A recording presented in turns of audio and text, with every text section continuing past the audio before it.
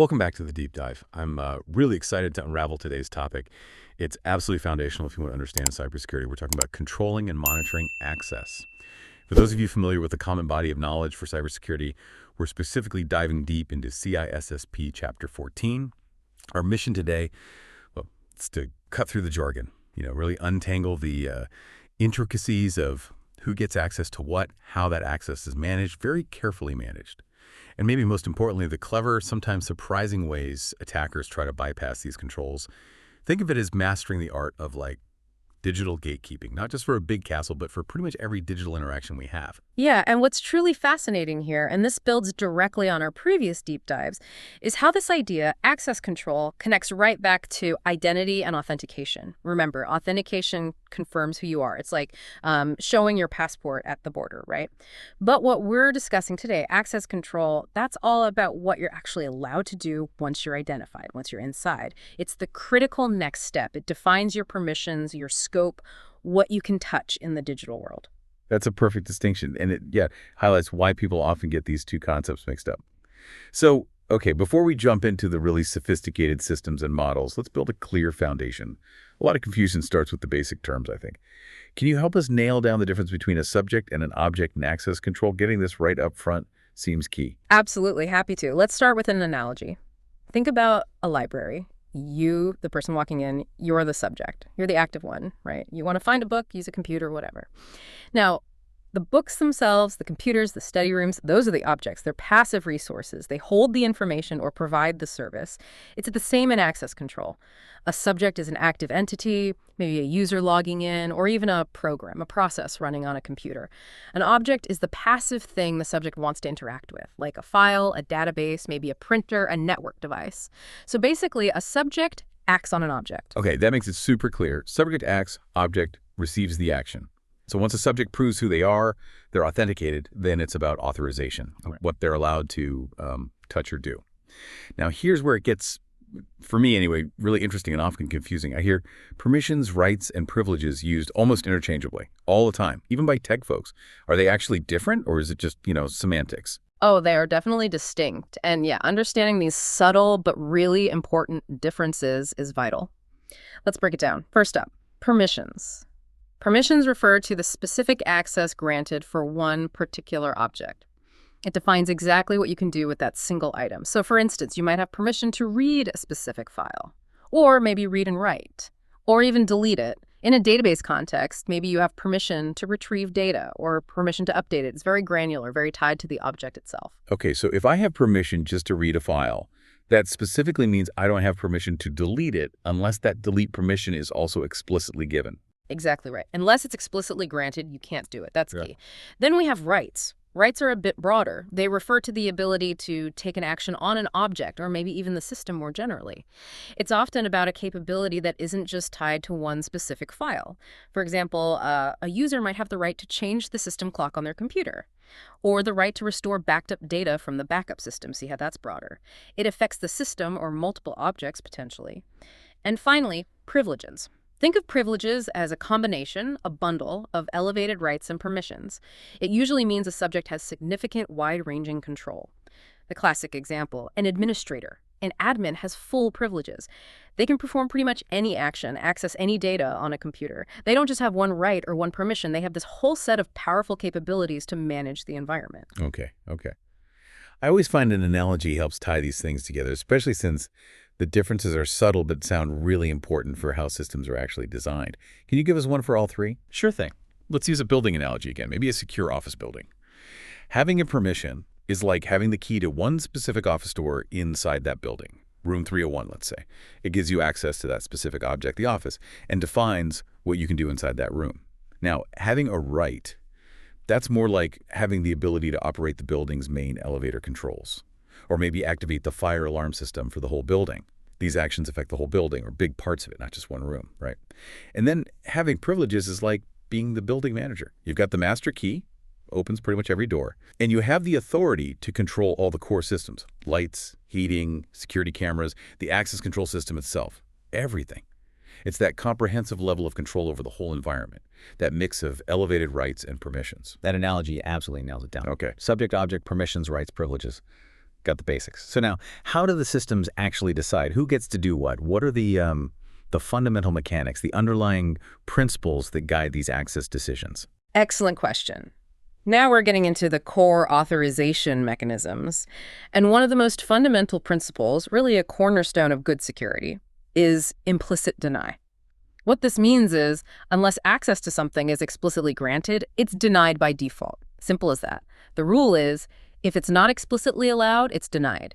It forces a security-first, cautious approach. Right. Like a really strict bouncer at some exclusive club, your name has to be specifically on the guest list. If it's not there, you're out. Doesn't matter if you're not on a ban list either. The default is no, not yes, unless. Precisely. It's a very strong security posture. Minimizes the risk of accidental access. Another key mechanism, one that helps visualize and enforce these decisions, is the Access Control Matrix, or ACM. Conceptually, it's like a big centralized table. It lists subjects down one side, objects across the top, and in the cells where they intersect, it lists all their assigned permissions, rights, privileges. So when a subject tries to do something, the system basically looks it up in this matrix. Think of it like a giant, super detailed spreadsheet.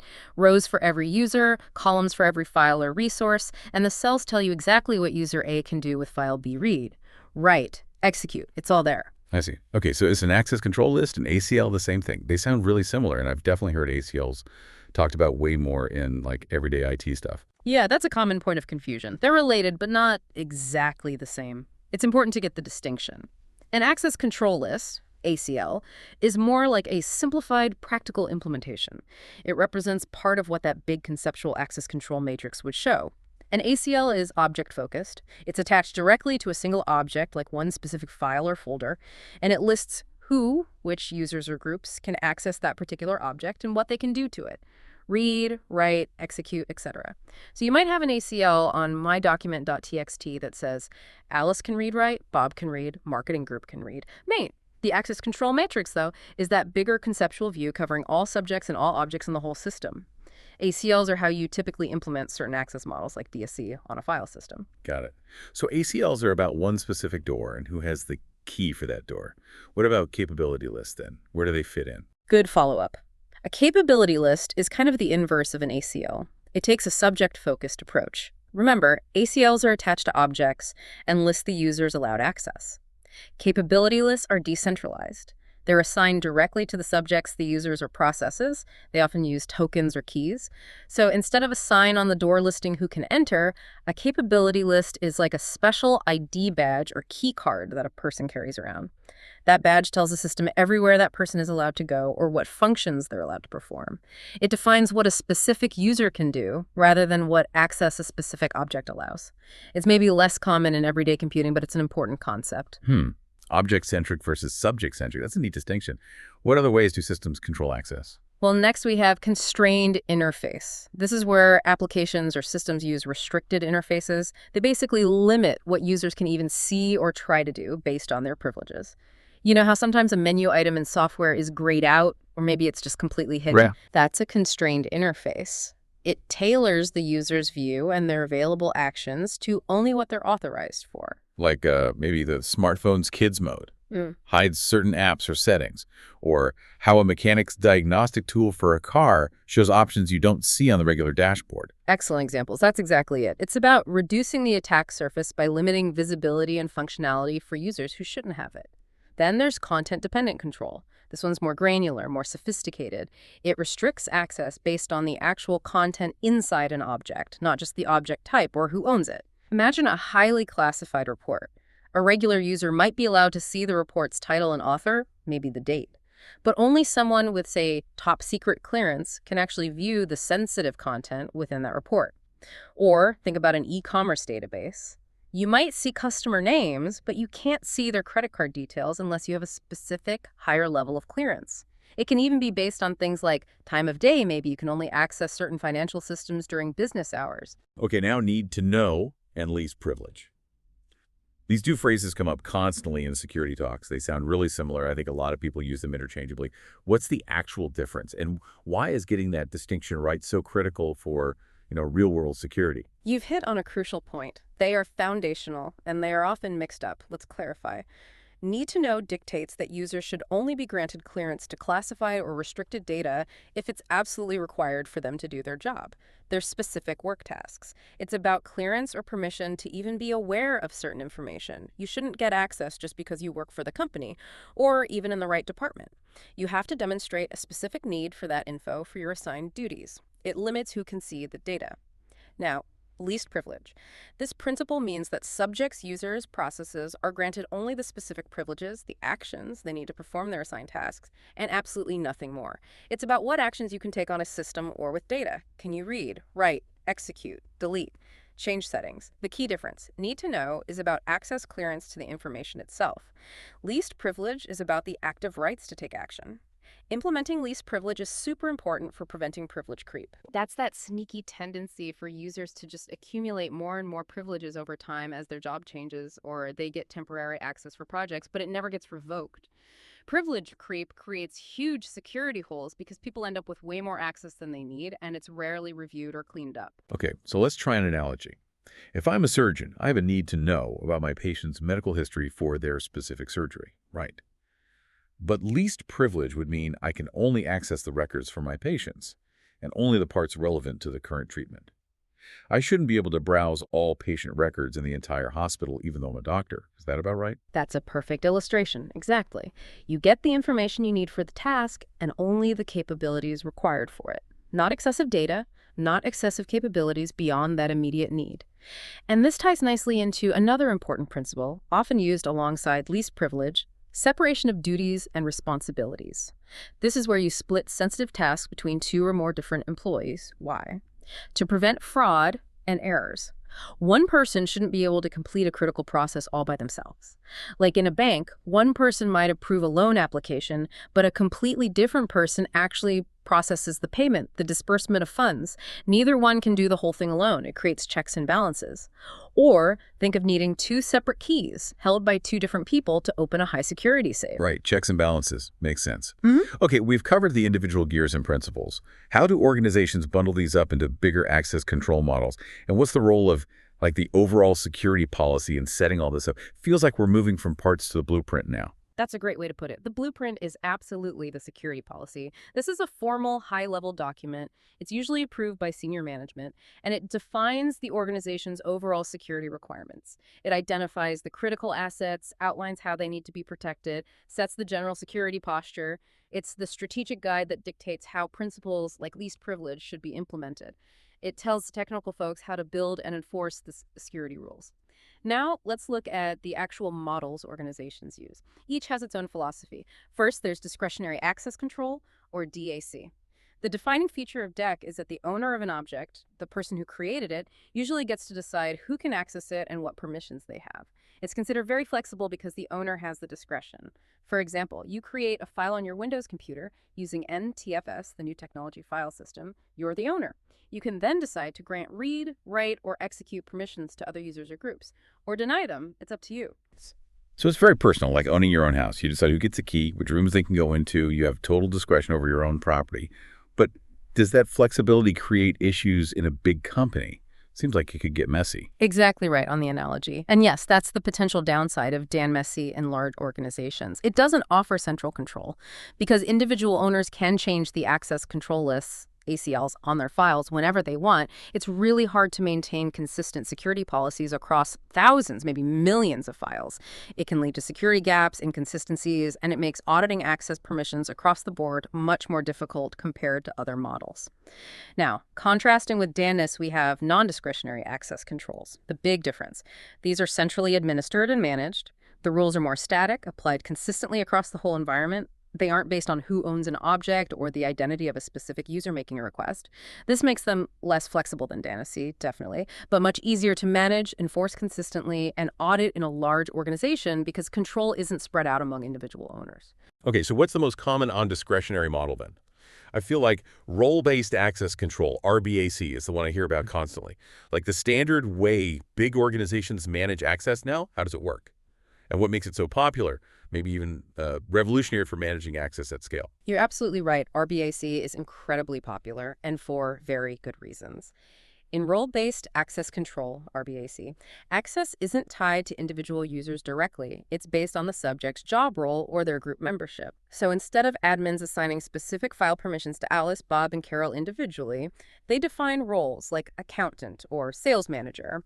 They assign all the necessary privileges and permissions to the role. Then they simply put Alice, Bob, and Carol into the appropriate roles. Think of the bank example again, like in Figure 14.1 in the guide. Instead of giving Charlie, Mickey, and Wilma individual permissions to access specific customer accounts or loan processing servers, you create a loan officer's role. You assign all the needed server access, folder permissions, application rights to that role. Then you just put Charlie, Mickey, and Wilma into the loan officer's role. Boom. They automatically inherit all the permissions associated with being a loan officer. That makes so much sense. The real genius there, and the key takeaway for any large organization, is that RBAC shifts the focus. It's not about managing millions of individual permissions anymore, which is just chaos. It's about defining security based on function, on the job role. That feels like a fundamental shift. It allows security to scale, to be designed in, not bolted on later. Trying to manage access without RBAC in a company with thousands of employees seems, well, impossible, and probably full of holes. You've perfectly captured the why of RBAC. Its biggest benefit is that it naturally enforces least privilege. And it's a powerful weapon against that privilege creep we talked about. With RBAC, if someone changes jobs, moves departments, the admin just removes them from the old role, adds them to the new one. All the old, unneeded privileges are gone instantly. All the new ones are granted automatically. It makes managing access in dynamic environments way simpler, much more secure, and infinitely easier to audit. Who has what access? Just look at the roles. There's a related concept, task-based access control, TBAC. It's similar, but instead of roles, users are assigned specific tasks. Like in Microsoft Project, maybe a project manager is assigned several tasks. They can update their tasks, add comments, mark progress, but they can't mess with other people's tasks on the same project, even if they can see them. And lots of common applications use RBAC. Think about WordPress. It has roles like subscriber, contributor, author, editor, superadmin. Each role has clearly defined different privileges for managing content. Just remember the key distinction. RBAC is about roles groups. DT is about object owners deciding access. Interesting, the task-based variation. Okay, what about rule-based access control? Is that different from RBAC again, or just another type? It is distinct, yes. Rule-based access control uses a set of predefined global rules or restrictions that determine what can happen. Crucially, these rules apply to all subjects equally, regardless of their identity or role. The classic example, the one everyone knows, is a firewall. A firewall has a list of roles. Allow a web traffic on TCP port 80, allow secure web traffic on TCP port 443, deny all traffic from this known bad IP address. Every single network packet trying to get through is checked against these rules, usually in a specific order. And a critical part of rule-based systems, especially firewalls, is often the implicit deny rule. It's usually the very last rule in the list. It basically says, if the traffic didn't match any of the previous rules that explicitly allowed it, then block it. This powerfully reinforces that implicit deny principle we talked about earlier. Anything not specifically allowed gets dropped. Default deny. Okay, RBAC for roles, rule-based for global rules like network traffic. Got it. What's next, as things get maybe more complex, more granular? Next up is attribute-based access control, or ABAC. You mentioned flexibility, and this one really takes it to the next level. It's an advanced type of rule-based model, but it uses a dynamic collection of attributes characteristics to make decisions. Attributes about the user, the network, the device they're using, even the environment, like time of day. This allows for incredibly granular, specific control, way beyond what standard RBAC can typically do. It's all about context. Attributes. Okay, what kind of attributes are we talking about? Can you give some concrete examples? Sure. Attributes can cover a lot of ground. For the user, it could be their job title, department, security clearance, maybe even their physical location determined by GPS. For the network, it might be the IP address they're connecting from, whether it's an internal company network or an external public one, the type of network like Wi-Fi versus wired. Device attributes could be, is it a company-owned laptop, a personal phone? What operating system is it running? Is its security software up to date? Is it compliant with company policy? And environmental attributes could include the time of day, the user's geographical location, the sensitivity of the data they're trying to access, the type of application. ABS is often used in things like software-defined networks, SDNs. Admins can create really flexible policies using almost plain language. For example, an ABA's policy might say something like, allow managers in the finance department to access the financial reporting server using a corporate-issued encrypted laptop only during business hours and only if their device security scan is current. Mobile device management, MDM systems use ABAC a lot too for that context-aware authentication. Checking device health before granting access to company email, for example. Wow, that's incredibly adaptive. Clearly built for today's world with mobile devices, remote work, cloud apps. Okay. Now, shifting towards the more rigid end of the spectrum, I know there's mandatory access control, MAC. What's the deal with that one? How does it differ from everything else? Right. Mandatory access control, MAC, is indeed the most restrictive model. It's fundamentally different. It relies on predefined labels, think security domains or classification levels. These labels are assigned to both subjects, users, processes, and objects, files, data. Access is granted only if the subject's label matches or, in some cases, exceeds the object's label according to a strict set of rules, and critically, this is centrally controlled and enforced by the system itself. The owner of the data has no discretion to change the access controls. It's mandatory. So exactly like the military classification system, a soldier with secret clearance cannot access a top-secret document, period. That's the go-to analogy, right? That's the perfect analogy, yes, because it captures the essence perfectly. A user subject with a secret label can't access data, object labeled top secret, and an object labeled secret can only be accessed by subjects with a secret or top secret label. AMIC rigorously enforces need to know and operates with that implicit deny philosophy baked in. If the labels don't meet the CISSP criteria, access is denied flat out. AMI is often called a lattice-based model. Why? Because it creates the structure, like a grid or hierarchy, of security levels. If you picture figure 14.2 from the guide, it shows this matrix. You might have hierarchical levels, top secret, secret, confidential, unclassified. But then you can also have compartments within those levels, like maybe project names, Project Lentil, Project Foil, Project Crimson. These compartments isolate data even further. So to access data in the lentil compartment at the secret level, a user needs both the secret hierarchical label and the specific lentil compartment label. These AMIC environments can be structured in a few ways. A hierarchical environment, just ordered levels. Secret can access confidential and unclassified, but not top secret. Simple hierarchy. A compartmentalized environment. No relationship between the compartments. Each is separate, isolated. Think different secret projects, totally walled off from each other, even if they're at the same classification level. Or a hybrid environment, which combines both hierarchy and compartments, gives the most granular control within an MSE system. Very clear structure, very rigid. Okay, one more model. Risk-based access control. This sounds super modern. You mentioned machine learning. How does it work? How's it changing the game? Risk-based access control is definitely a dynamic, newer approach that's changing things. Instead of just static rules or roles, it grants access based on a real-time evaluation of the risk associated with that specific access request right now. It looks at multiple factors: the user's typical behavior, the device's security posture, the network conditions, the sensitivity of the resource, the time of day, location, current threat intelligence. Often, it uses machine learning algorithms to predict the riskiness of the current activity based on historical patterns. If the calculated risk score is low, access granted, probably seamlessly. If the risk score is high, it might trigger a step-up authentication challenge, like requiring an MFA code, or it might perform extra compliance checks on the device, or it might just deny access outright. For example, maybe accessing patient records. For a doctor logged in from a known hospital workstation during their shift, accessing a patient in their ward, low risk. But that same doctor trying to access the same records from an unknown Wi-Fi network on a personal device at 3 a.m., high risk, might require MFA or be blocked. Or if an Internet of Things device, like a sensor, suddenly starts sending way more data than usual or to unusual destinations, the risk-based system might see that anomaly, assess it as high risk, and automatically quarantine it from the network. It can also use threat intelligence feeds. If a login attempt comes from an IP address known to be part of a botnet, high risk, block it. It's all about context and dynamic, intelligent assessment. That's incredibly powerful, responsive, really moves beyond static rules. Okay, we've really dug into authorization. Now let's talk about authentication again, but making it smoother, especially when you're dealing with tons of different applications, maybe even different companies needing to trust each other. This sounds like single sign-on, SSO territory. Precisely. This brings us to Federated Identity Management, FIM, and Single Sign-On, SSO. SSO is the goal for the user. Authenticate once, log in just one time, and then get access to multiple different applications or resources without having to log in again and again.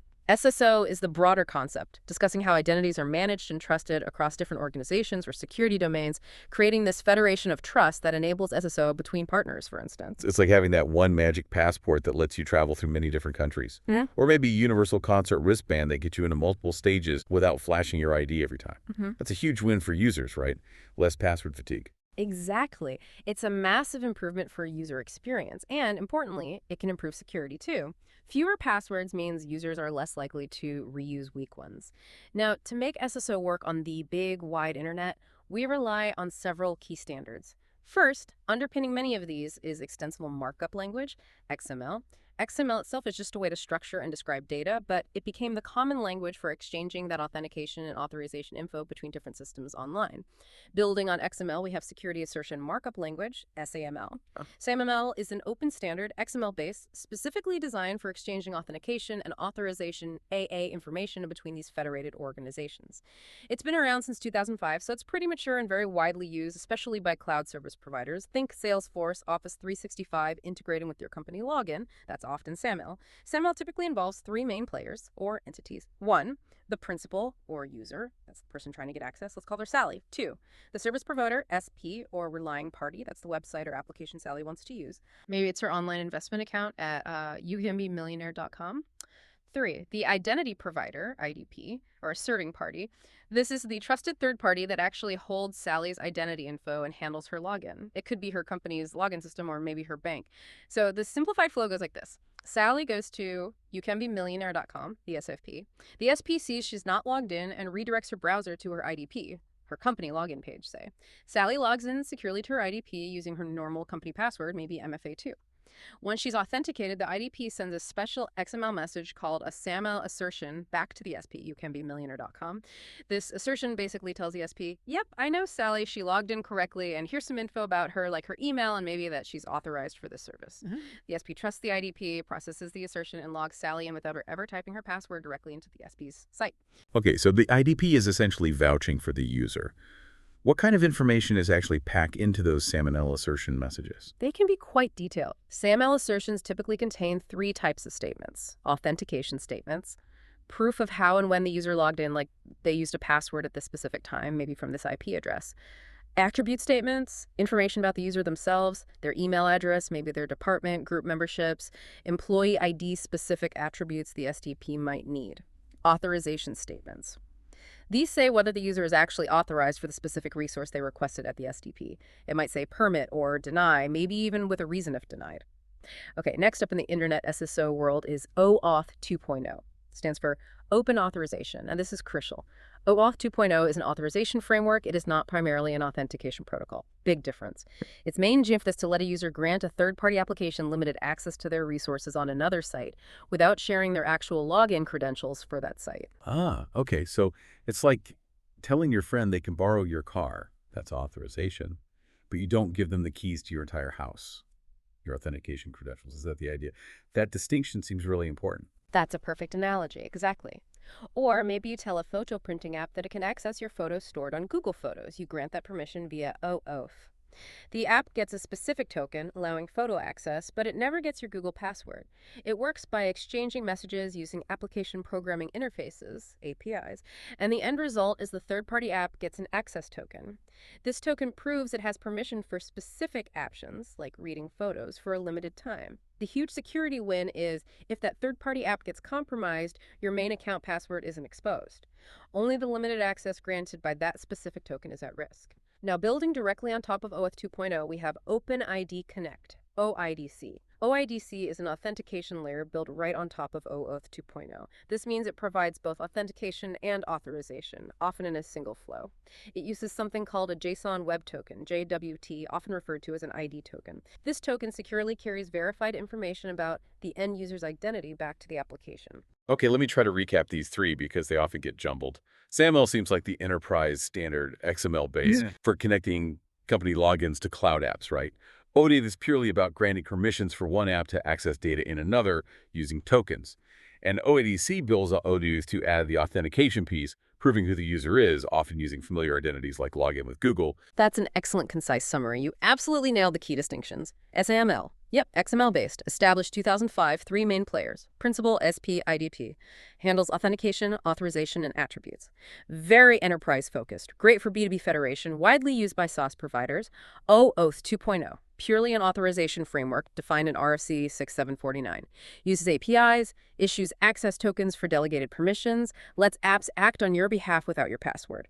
OIDC. The authentication layer on top of OAuth 2.0 provides both authentication and authorization, AA. Uses JSON Web Tokens, JWTs, for ID tokens, builds on the older deprecated OpenID standard, and yes, that common login with Google, login with Facebook, sign in with Apple button you see everywhere. That's prime OIDC in action. It proves who you are and often requests permissions at the same time. Fantastic clarity on that confusing trio. Okay, shifting gears slightly. What about implementing SSO inside a company network? We don't just log into Google all day. We log into internal file shares, databases, custom apps. Absolutely. SSO solutions are just as critical, maybe even more complex, inside corporate networks. A common approach relies on AAA protocols. AAA stands for Authentication, Authorization, and Accounting. These are a family of protocols designed to provide centralized control, especially for remote access systems like virtual private networks, VPNs, or older dial-up systems, but also for things like network access switches and wireless access points using network access servers, NAS. Their goal is to protect the internal local area network, LAN, and servers from unauthorized access, whether remote or local, by requiring valid credentials and checking permissions centrally. The 3 A's are pretty straightforward. Authentication verifies your identity. Who are you? Authorization determines what you're allowed to access or do. What can you do? Accounting tracks what resources you used, when, for how long, what did you do. This is often used for auditing, compliance reporting, or maybe even billing in some service provider scenarios. Now, a very prominent AAA protocol used extensively on internal networks, especially if you're in a Microsoft Windows world with Active Directory, is Kerberos. Ah, Kerberos. This one always sounded a bit mystical. Like the three-headed dog guarding the underworld it's named after. Can you demystify it for us? What's the core idea? How does it actually work in practice without getting totally lost in every single technical handshake? You're right, the name does come from Cerberus. And yeah, it can seem complex, but the core idea is actually quite elegant. Kerberos is a very robust network authentication protocol designed for single sign-on. It primarily uses symmetric key cryptography, usually advanced encryption standard, AES, these days, to provide strong identification and authentication.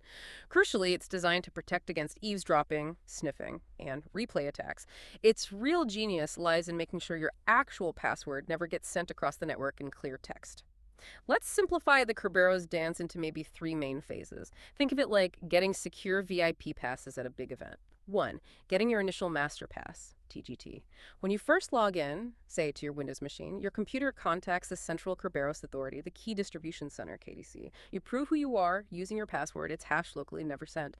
In return, the KDC gives you an encrypted ticket granting ticket, TGT. This TGT is like your main time-limited I am authenticated pass for the whole event, your login session.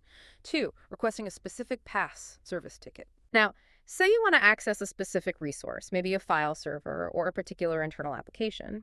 Your computer takes your TGT back to the KDC, specifically to its ticket granting service, DGS component, and asks for a specific service ticket just for that file server. The KDC verifies your TGT is still valid and checks if you're actually authorized to access that server. 3, using the specific pass. If everything checks out, the KDC issues an encrypted service ticket unique to that server and your session and sends it to your computer. Your computer then presents this specific service ticket directly to the file server. The server can decrypt and verify the ticket, often by communicating with the KDC, confirms it's valid and for you, and then grants you access. See the beauty? Your password itself was only used locally at the very beginning. All subsequent communication relies on these encrypted timestamp tickets. This makes it highly resistant to sniffing attacks. Kerberos is very reliable, scalable, and deeply integrated with things like Microsoft Active Directory. But it does have weaknesses. The KDC is a single point of failure. If it goes down, no one can get new tickets. And critically, all the computers involved, clients, servers, KDCs, must have their clocks synchronized, usually within about 5 minutes of each other, to prevent attackers from reusing old, expired tickets, replay attack. Okay, another important AAA protocol often used for remote access is Remote Authentication Dial-In User Service, RADIUS. Radius centralizes AAA for users connecting remotely, maybe via VPN or historically dial-up, but it's also very common today for authenticating users onto Wi-Fi networks like WPA2 Enterprise. In the Radius setup, the device the user connects through, like a VPN concentrator or a wireless access point, acts as the Radius client. It passes the user's credentials back to a central Radius authentication server, which handles the AAA functions. Okay, Radius for remote access. Does it encrypt everything like Kerberos seems to? Or are there differences in how secure it is? That's a key difference and a potential weakness of Radius. By default, Radius typically uses User Datagram Protocol, UDP, for transport. And also, by default, it only encrypts the password during the authentication exchange. The username and other information attributes being passed back and forth are often sent in clear text. This is a significant limitation in high-security environments. Now, it can be configured to run over Transport Layer Security, TLS, using Transmission Control Protocol, TCP, which would encrypt the entire communication. That's usually on TCP port 2083. But the default behavior uses UDP ports 1812 for authentication authorization and 1813 for accounting, with only the password encrypted. Lastly, in the internal AAA space, there's Terminal Access Controller Access Control System Plus, TACACS Plus, TACACS plus TACACS. This was originally developed by Cisco, but it's now an open standard. It also provides centralized AAA, and it's often used specifically for managing access to network devices themselves, routers, switches, firewalls, like controlling who can log in and what commands they can run. A key distinction from Radius is that TACACS Plus separates the authentication, authorization, and accounting functions into distinct processes. They can even run on different servers, offering more flexibility. More importantly, from a security perspective, TACACS Plus encrypts the entire body of the packet, all the authentication and authorization information, not just the password. This provides much stronger confidentiality. It also uses Transmission Control Protocol, TCP, typically in port 49, which gives it connection-oriented reliability, unlike Radius's default UDP. Okay, fascinating differences there in the AAA protocols. Now it feels like the whole security landscape has shifted. That traditional moat and castle idea, protect the perimeter, and anything inside is trusted that doesn't really cut it anymore, does it? What's the zero trust approach all about? It feels like the new standard everyone's talking about. It really is a major shift in security philosophy and gaining huge traction for good reason. Zero trust access policy enforcement starts from a fundamentally different premise. It presumes no trust by default. It doesn't matter if the user, the device, the application is inside your network boundary or outside. It's treated as untrusted initially. Unlike the old moat and castle or even defense in depth, which adds layers but still often trusts the inside, zero trust means every single access request is continuously validated against a comprehensive set of policies. The core mantra is simple. Never trust, always verify. It's a radical change in mindset from assuming trust. Never trust, always verify. That sounds good in theory, but how does that actually work? How do you continuously validate everything? What are the key pieces that make that happen? Right, let's look at the components. Maybe visualizing figure 14.3 from the guide helps understand the flow. The key parts of a zero trust architecture are subjects, users, services, applications, devices requesting access. They start as untrusted, even if they're already on the corporate network. The policy engine. This is the brain. It makes real-time decisions about whether to grant access. It uses a whole bunch of inputs. The predefined security policies, yes, but also current threat intelligence feeds, data from identity management systems, logs from security information and event management, SIEM systems, device health status, user behavior analytics, maybe public key infrastructure, PKI data. It uses all this context to run a dynamic trust algorithm. The policy administrator. Think of these not as people, but as components that actually enforce the policy engine's decisions. They manage the communication paths, create session-specific tokens or credentials, basically translate the decision into action. The policy enforcement point, PAPI. This is where the decision gets enforced. It sits in the path between the subject and the resource. It intercepts the access request, talks to the policy administrator, which talks to the policy engine to get the verdict, and then either allows or blocks the connection. The PP could be an agent on the user's device, a gateway, a firewall, or even part of the application itself. So the flow looks something like this. An untrusted subject tries to access a resource. The policy enforcement point intercepts it. The PP asks the policy engine via the policy admin, should I allow this? The policy engine looks at everything, who the user is, what device they're using, is it healthy, where are they, what time is it, what's the threat level right now, what data are they trying to access. It calculates a risk or trust score. Based on that score and the defined policies, the engine decides. Grant access, deny it, maybe revoke access they already had, or maybe challenge them for MFA. The policy enforcement point then carries out that decision. It's a continuous, dynamic, granular validation for every single interaction. It's a big lift to implement fully, but incredibly powerful for modern threats. That's a massive departure from just checking if someone's on the inside network. Wow. But, okay, even with all these sophisticated controls, zero trust, everything, attackers still find ways in. They're persistent. What are the most common methods they use to bypass access controls? What categories of attack should we be most aware of? You're absolutely right. No system is perfect, and attackers are constantly innovating. Their goals are usually the same. Get unauthorized access to systems or data, maybe disclose sensitive information, alter data maliciously, or just disrupt services, loss of availability. And yeah, we'll use the term attacker here for someone with malicious intent, just to be clear, rather than maybe broader terms like hacker or cracker. Before specific attacks, let's quickly remember those risk elements from Chapter 2. Risk is the likelihood that a threat, a potential bad thing happening, will exploit a vulnerability, a weakness, and an asset, something valuable. Attackers hunt for those vulnerabilities. Common tactics: bypassing authentication, impersonating users or systems, escalating their privileges, stealing credentials or data. Let's start with a really common and dangerous one: privilege escalation. This is anytime a user or an attacker manages to gain higher privileges than they were originally granted. Normally, a regular user account has just enough permissions to do its job, least privilege, right? Attackers want to break out of that limited box.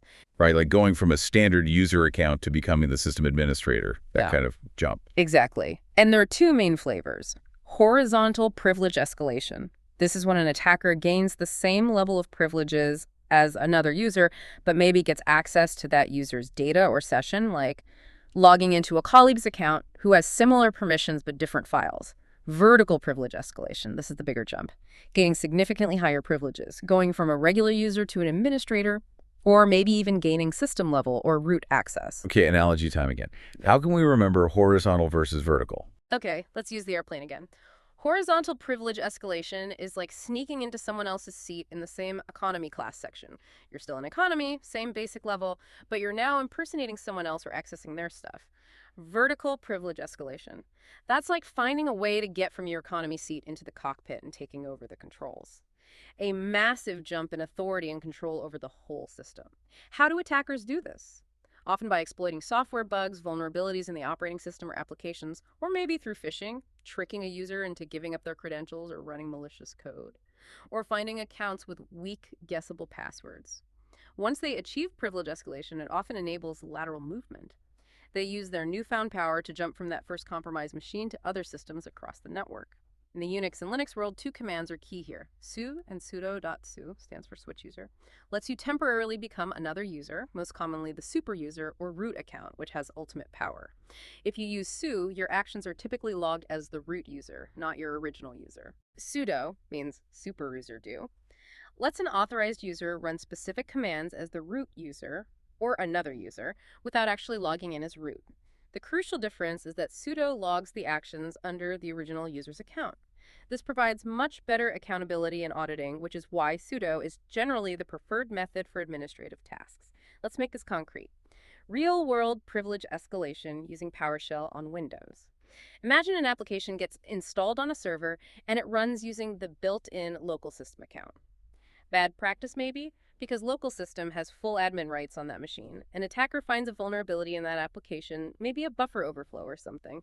They exploit it to gain code execution as the local system account. Bam! They now own that server. From there, they can use powerful PowerShell commands, like getAdComputer to list all the computers in the entire Active Directory domain, mapping out the network for further attacks. They might use invoke expression to run malicious scripts directly in memory, bypassing standard security controls that look for malicious files on disk, the key mitigation. Create specific service accounts for applications with just the permissions they need least privilege. Don't just run them as local system if you can avoid it. That's pretty chilling, how one vulnerable app can lead to total server compromise. Okay, let's shift to passwords, often called the weakest link, right? Even with fancy access controls. If the password's weak, what are the common ways attackers go after passwords? What's the basic idea they're exploiting? You're spot on. Passwords are frequently the weakest link. That's why strong, complex, unique passwords, plus MFA, are absolutely non-negotiable today. And remember, organizations typically don't store your password directly. They store a hash of your password. That's a one-way mathematical function. You put the password in, you get a fixed length string of characters out, or the hash. You can't easily reverse it to get the password back. Common hashing algorithms today are things like Secure Hash Algorithm 3, SHA-3. Older ones like Message Digest Algorithm 5, MD5, are considered broken and shouldn't be used for passwords anymore. When you log in, the system takes the password you type, hashes it using the same algorithm, and compares that hash to the stored hash. If they match, you're in. Now, how do attackers target this? Dictionary attack. They try words from a list, common words, names, places, maybe words from previous breach lists. Very effective against simple passwords. Brute force attack. They systematically try every possible combination of characters A, B, C, A. You get the idea. For long, complex passwords, this takes a long time, even with fast computers, but it's exhaustive. Hybrid attack. A mix of the two. Takes dictionary words and then adds variations, numbers, symbols, capital letters, like password becomes P at sword 123. Offline attack. This is where it gets really dangerous. Attackers steal the database of hash passwords, maybe through a data breach. They take it offline, back to their own powerful computers, and use specialized software and often powerful graphics processing units, GPUs, to crack the hashes. They're not trying to log in live, so no account lockouts, and they can try billions of guesses per second. Spraying attack. Password spraying. A stealthier brute force. Instead of trying many passwords against one account, which triggers lockouts, they try one common password, like Winter 2024, against many different accounts. They hope to find a few users with that weak password before any single account gets locked. Slow and low. Credential stuffing attack. Attackers take lists of usernames and passwords stolen from other website breaches, like that big social media site that got hacked last year, and try them automatically on your website or service. This works depressingly often because people reuse passwords across multiple sites. Birthday attack. This one's a bit more theoretical, but exploits statistics. Based on the birthday paradox, you only need 23 people in a room for a 50% chance to share a birthday. Applied to hashes, it means if an attacker generates enough hashes of potential passwords, there's a decent chance they'll find two different passwords that accidentally produce the same hash value, a collision. If they have your hash, finding any password that produces that same hash might let them log in. Weaker hash functions like MD5 are more vulnerable to this. SHA-3 is designed to resist collisions. Rainbow table attack. This speeds up offline cracking. Attackers pre-calculate the hashes for millions or billions of likely passwords and store them in a massive database, the rainbow table. When they steal your hash, they don't have to compute guesses. They just look up your hash in their table to find the original password. Very efficient. Okay, those rainbow tables sound nasty. How do we defend against them? I've heard about salting passwords. What exactly is that? Does it help? It helps immensely. Salt is a critical defense against rainbow tables and also makes brute forcing harder. A salt is simply a unique random string of characters that gets added to a user's password before it's hashed. Critically, each user gets a different random salt, even if they happen to choose the exact same password as someone else. This means password 123 for Alice with her unique salt produces a completely different hash than password 123 for Bob with his unique salt. This renders pre-computed rainbow tables useless because the attacker would need a separate table for every possible salt value, which is computationally infeasible. Modern recommended password hashing functions like Argon2, bcrypt, and password-based key derivation function 2, PBKDF2, all incorporate salting automatically and add other features like computational work factors to slow down brute force attempts. And for extra protection against offline attacks, some systems use a pepper. This is like a secret system-wide salt value that's stored separately from the password database, maybe in a configuration file or hardware security module. It gets added to the password along with the salt before hashing. So even if attackers steal the password database with salts, they still don't have the pepper needed to crack the hashes effectively. Salt and pepper. Got it. Makes passwords much harder to crack offline. Now, Mimikatz. This tool comes up all the time. It sounds like this really powerful, almost legendary weapon for attackers. What exactly is it? And what makes it such a persistent threat for access control? Mimikatz is indeed infamous. It's an open source tool, first released way back in 2011 by Benjamin Delpy. It was designed for experiments in Windows security, particularly around how Windows handles credentials stored in memory.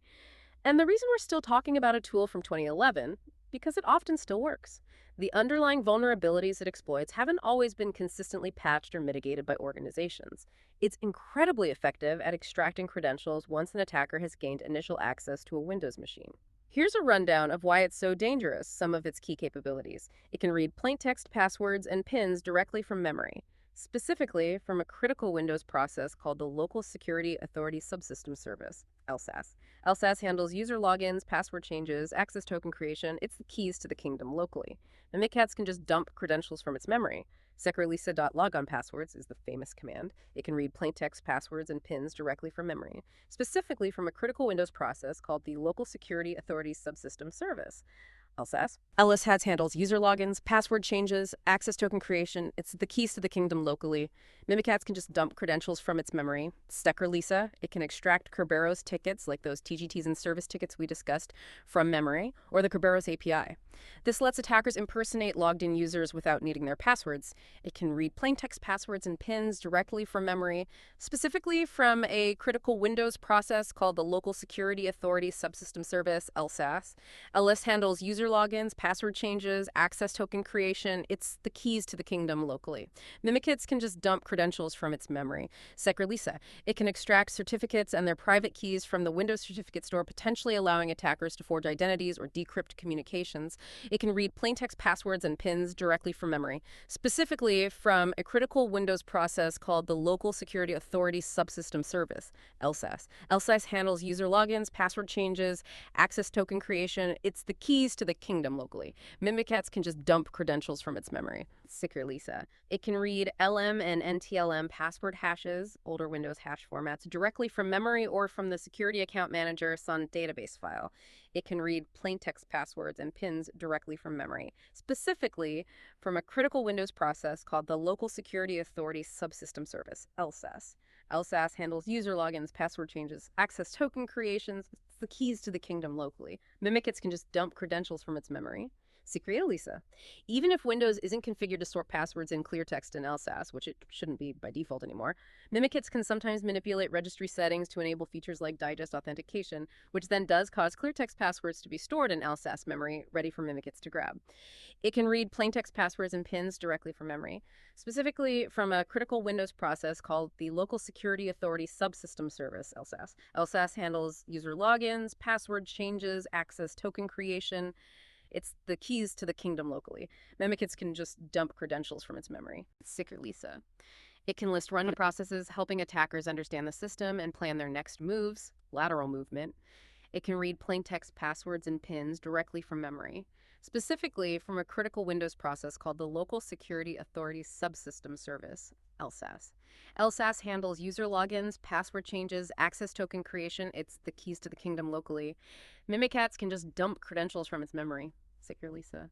It can even run as fileless malware, meaning it can be loaded and executed directly in memory, often via PowerShell, invoke Mimikatz, making it much harder for traditional antivirus software, which looks for malicious files, to detect.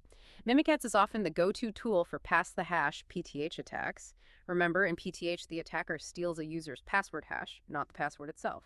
Then they use that hash to authenticate to other systems or services, often targeting protocols like NTLM or Kerberos that can sometimes accept the hash directly for authentication. The attacker never needs to know or crack the actual password. The typical PTH flow: 1, capture hashes, attacker gets initial foothold on a machine, phishing, exploit, whatever. Runs Mimikatz to dump hashes from LSAS memory for logged-in users, especially admins. 2, authenticate. Attacker takes a stolen hash, say for a domain administrator, and uses tools like Mimikatz itself or tools like PSExec to authenticate to other servers on the network, like a domain controller, using the hash. 3, lateral movement.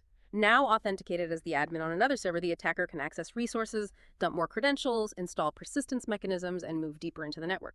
How do you mitigate PTH? Limit admin privileges. Use separate admin accounts. Enforce least privilege strictly. Prevent the initial compromise using strong endpoint security, EDR, patching, and user awareness training. Make it hard for them to get that first foothold and grab those hashes. Wow. So Mimikatz is like a skeleton key for Windows credentials once you're inside. And beyond general PTH, you mentioned specific Kerberos exploitation attacks. Kerberos is supposed to be strong, right? How do tools like Mimikatz break that? You're right, Kerberos is strong, but it's complex. And that complexity creates opportunities for attackers, often using Mimikatz or other specialized tools like Rubius or Impacket. These attacks target the Kerberos ticketing system directly, over past the hash.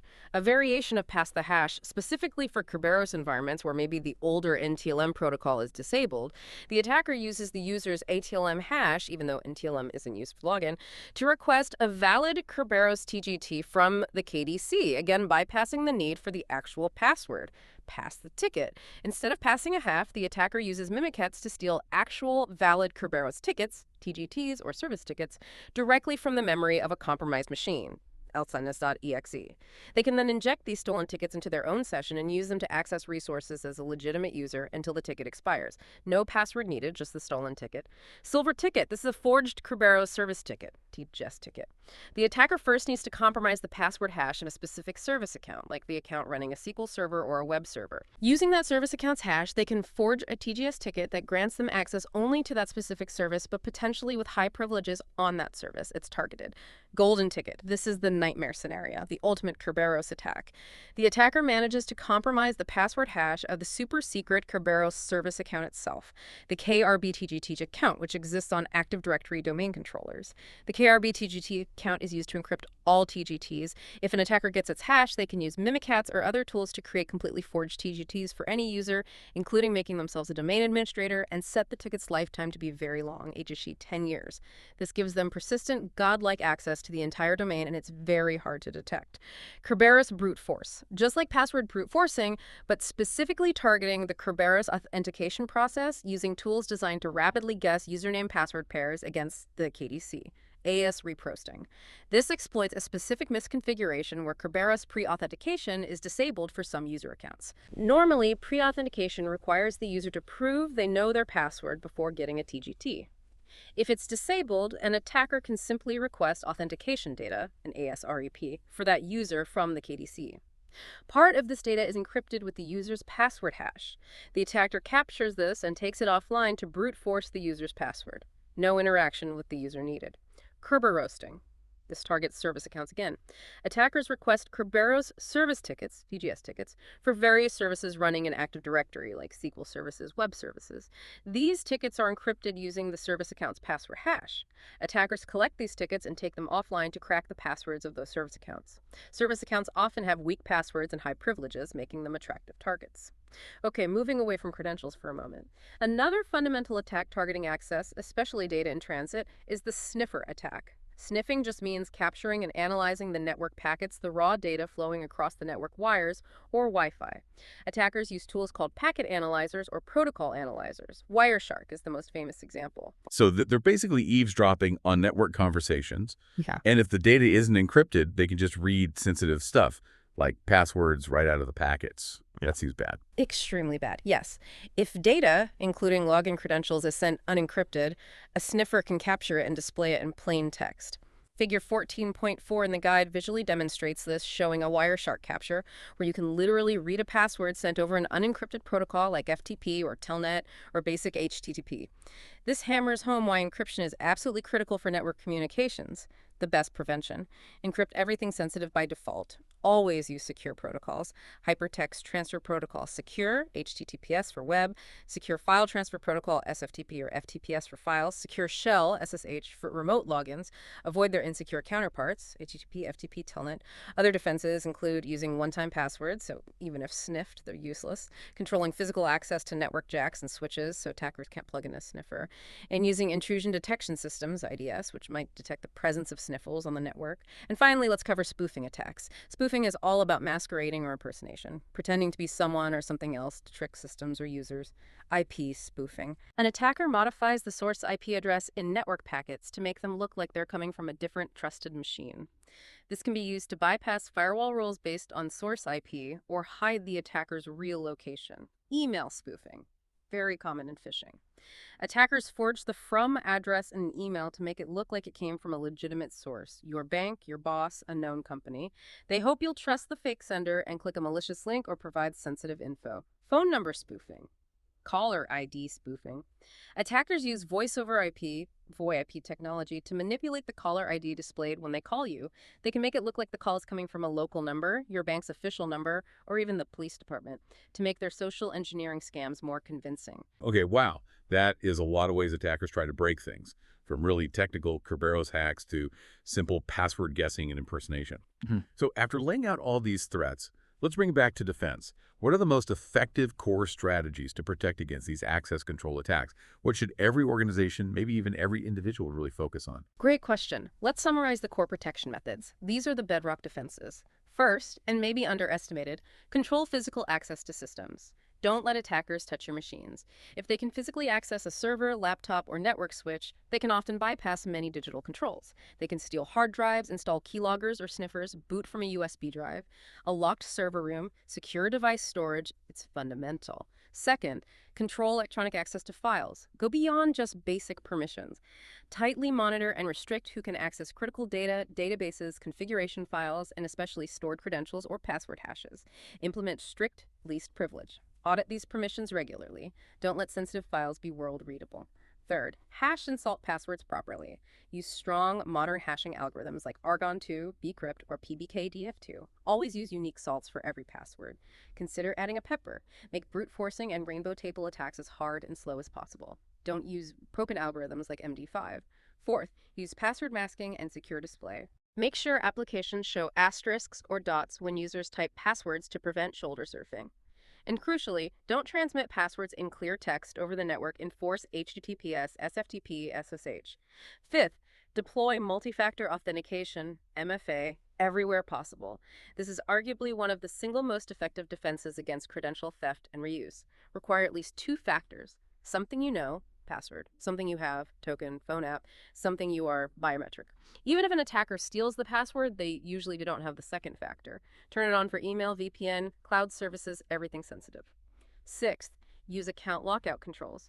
Configure systems to temporarily lock an account after a small number of incorrect password attempts, for example, 3 or 5 tries. This directly thwarts simple brute force and spraying attacks by making them too slow or noisy. Seventh, use last logon notification. Show users the date, time, and maybe location of their last successful login when they authenticate. This gives them a chance to spot suspicious activity on their own account immediately. Wait, I didn't log in from Russia yesterday. Finally, and this is huge, educate users about security. Your users are often the first line of defense, but also potentially the weakest link.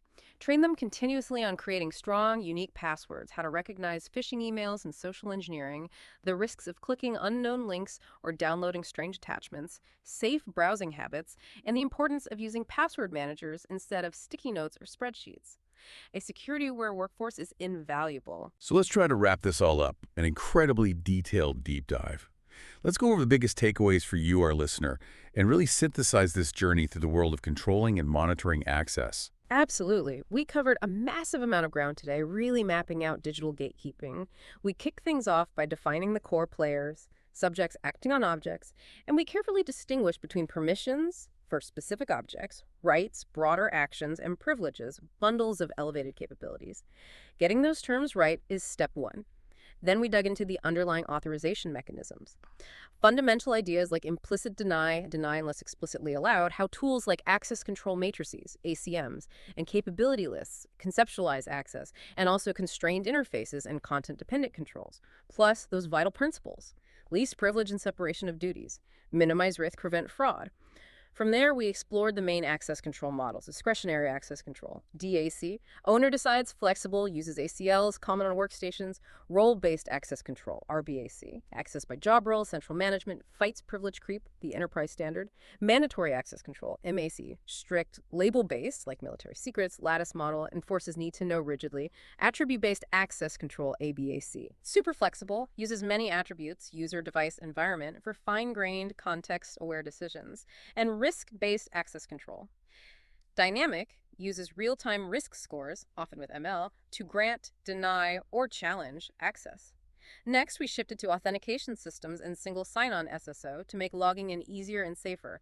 We covered federated identity management, FM, for cross-organization trust.